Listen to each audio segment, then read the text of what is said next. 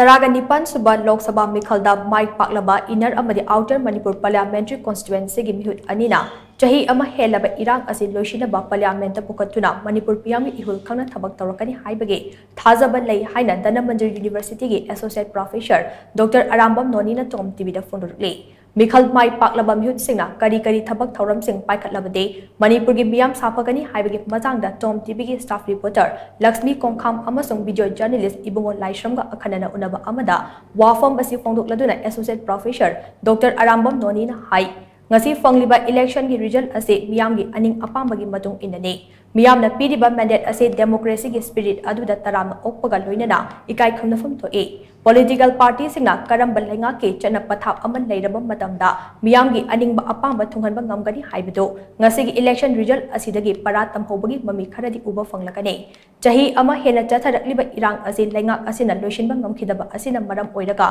miyam na lenga ke mayokta pendaba kaya lekiba ado ngasi gi election result asidasu uba fangle Congress party ने inner अमसुंग outer Manipur parliamentary constituency अनिमक्ता मिखल माइ पालपा हाइबसे लैंगाक असिदा मियामना पेनदे ताकपने मरम अदुना पालिबा लैंगाक अमदि तुंगदा लाकदबा लैंगाकना मियामगी खोलाव अदु लुमना लौदुना थबक तौबा तंगाई फदे लैंगाके थबक थौरम सिंगदा पेलक्ट्रबदे लैंगाके मायोक्ता थबक तौरपा हाइबसे बहुशानी मरम अदुना मिखल माइ पाकलबा मिहुत सिंगना पार्टी की खेनबा थमदना मियामगी उहुल खंगना ट्रांसपेरेंट लेना थबक तौरकनी हाइबगी थाजबा थमदि हाइनसो डॉक्टर अरामबम नोनीना मखा चाना फोंदोके मणिपुर कांगलुक की डिमांड क्या लापा कांगलुक की आईन सेमबगी खोलाव क्या लापा मणिपुर ड्रग की चाव इशू क्या लापा Manipur trans border migration trans border displacement थोकतना म्यांमार प्रॉब्लम थोगा मणिपुर चैथें फंगपा वाथोक मैम भारत की अतई पॉलिटिकल लीडरशिप असिदा खंगहनबिरगा मणिपुर थोइब थौदोकसिंग असे सुकनतगी लमदम असिदा लैबा मियोय खरगा मुक्नब खक्तनते मपालमगी जियोपॉलिटिकल फैक्टर्स क्या अदो युम थमब लैबाक थोइब वाथोकसिंग सिनसु मणिपुर की अवा चैथेन कया जे पिरपदा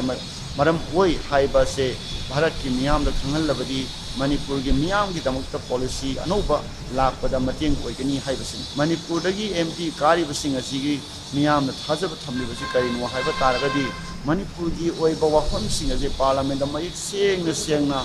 अकन ममोंग भारत की मियाम द खंगहनबा पॉलिसी सेम मियाम द खंगहनबा अदुगा भारत लैंगा की अटेंशन असे ड्रो तौबा ngamnabagi थबक अदो तौहनिंबगी ममी ताई कॉफी कल्टिवेशन की ओरबसु फॉरेस्ट कवर मांगथरपई ओरबसु नेचुरल कैलामिटी की क्या अखोई मणिपुर ngasi फ्लड नत्रना ड्राउट की सिचुएशन क्या तांका क्या थेंगनखिबो ओरबसु नत्रना मणिपुर इकोनॉमी द लाइव इन्फ्लेशन की मतांग ओरबसु पुनम से